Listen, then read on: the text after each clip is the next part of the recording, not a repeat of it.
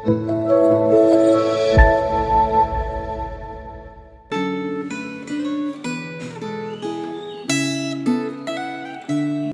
jemaat yang terkasih dalam Tuhan. Puji syukur atas setiap pimpinan dan penyertaan Tuhan bagi setiap kita. Dan mari sebelum kita bersama-sama membaca, mendengarkan, merefleksikan akan firman Tuhan, mari saya mengajak kita untuk berdoa. Ya Tuhan, terima kasih untuk setiap pimpinan dan penyertaan-Mu, untuk kebaikan-Mu yang tidak pernah berkesudahan dalam kehidupan kami. Sungguh kami bersyukur kepada Engkau ya Tuhan. Dan biarlah di hari ini, dalam kebaikan-Mu, dalam kasih setia-Mu, biarlah juga Engkau yang berfirman kepada setiap kami. Supaya rindu ya Tuhan, kami boleh semakin dibentuk kepada apa yang Engkau kehendaki, apa yang Engkau mau. Ya Allah Roh Kudus, biar juga Engkau yang bantu, supaya kami memahami akan apa yang menjadi firman-Mu. Terima kasih ya Tuhan, kami serahkan waktu ke depan ke dalam tangan-Mu, biarlah Engkau yang memberkati. Dalam nama Tuhan Yesus kami berdoa. Amin. Firman Tuhan pada hari ini berdasar dari Keluaran 30. Mari bersama-sama kita membacakan akan Alkitab kita. Di bagian ini saya akan membacakan ayat 1 sampai yang ke-10. Keluaran 30 ayat 1 sampai yang ke-10. Mengenai mezbah pembakaran ukupan. Haruslah kau buat mezbah tempat pembakaran ukupan, haruslah kau buat itu dari kayu penaga, sehasta panjangnya dan sehasta lebarnya, sehingga menjadi 4 persegi. Tetapi haruslah 2 hasta tingginya, tanduk-tanduknya haruslah seiras dengan mezbah itu. Haruslah kau salut itu dengan emas murni, bidang atasnya dan bidang-bidang sisinya sekelilingnya, serta tanduk-tanduknya. Haruslah kau buat bingkai emas sekelilingnya. Haruslah kau buat 2 gelang emas untuk mezbah itu di bawah bingkainya.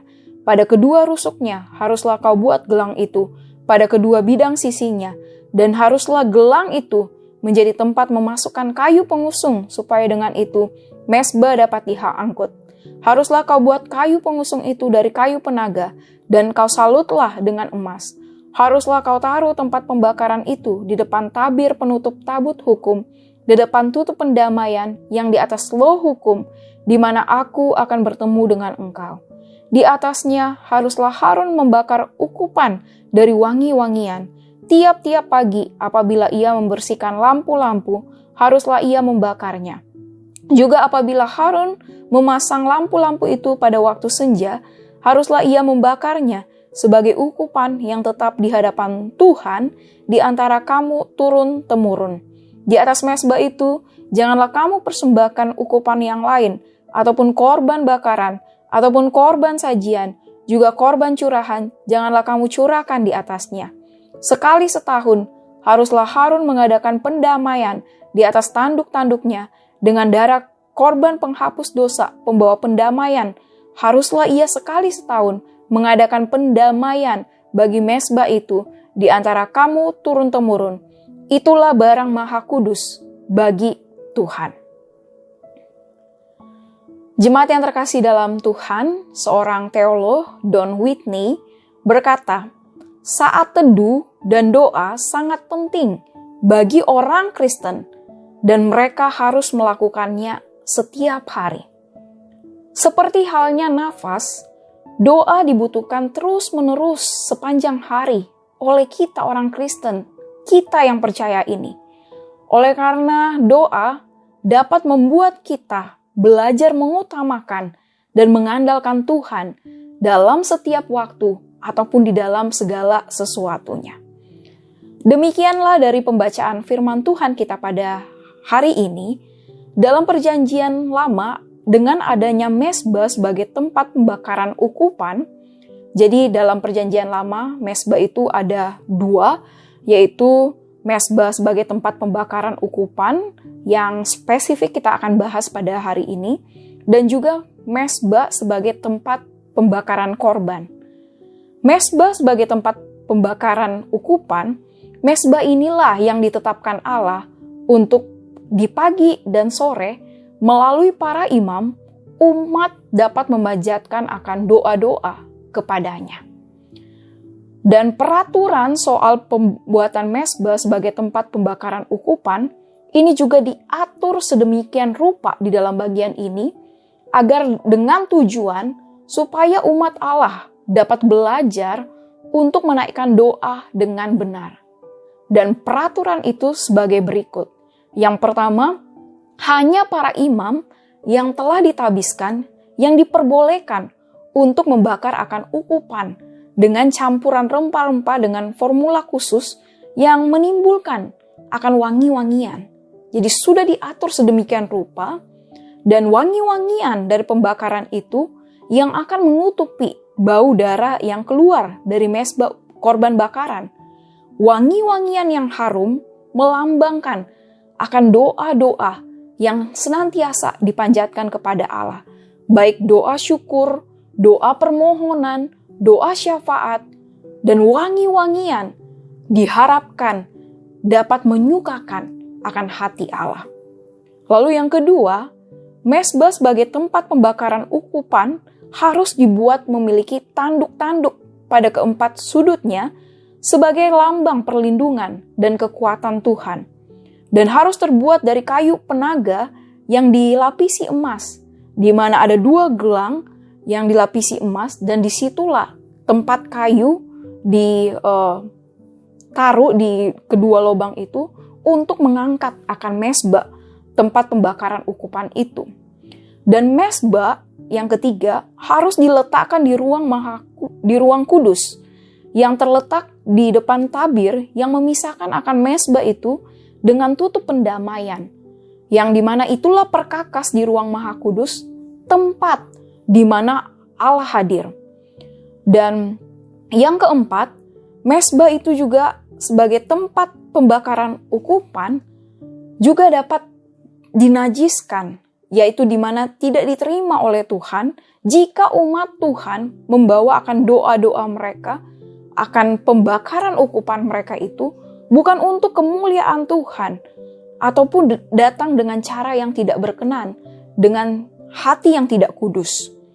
Lalu yang kelima, yang telah diatur di dalam pembacaan firman Tuhan pada hari ini, yaitu setiap tahunnya umat Tuhan harus mengadakan pendamaian pada mezbah itu dengan korban penghapus dosa. Dan hal ini akan melambangkan bahwa umat hanya bisa menghampiri Allah melalui dasar penebusan dan pendamaian daripada Allah. Dan di dalam bagian inilah yang diatur sedemikian rupa untuk sekali lagi membawa jemaat untuk bisa menaikkan doa-doa mereka dengan benar, bahkan dengan tekun, melalui mezbah pembakaran ukupan yang baik pagi ataupun sore, mereka dapat datang kepada para imam untuk menaikkan akan doa-doa mereka kepada Tuhan. Dan diharapkan mereka pun dapat menjalankannya dengan hati yang ingin mengutamakan dan mengandalkan Tuhan saja. Dalam perjanjian baru, melalui karya penebusan dan pendamaian Kristus di salib, maka mezbah pembakaran ukupan tidak diperlukan lagi, karena karya penebusan dan pendamaian Kristus telah menggenapi akan semuanya. Dan setiap kita, umat Tuhan, setiap kita orang percaya, kini dapat secara langsung berdoa kepada Bapa tanpa harus melalui perantaraan para imam. Dan di dalam bagian inilah, mari kita bersama-sama merefleksikan.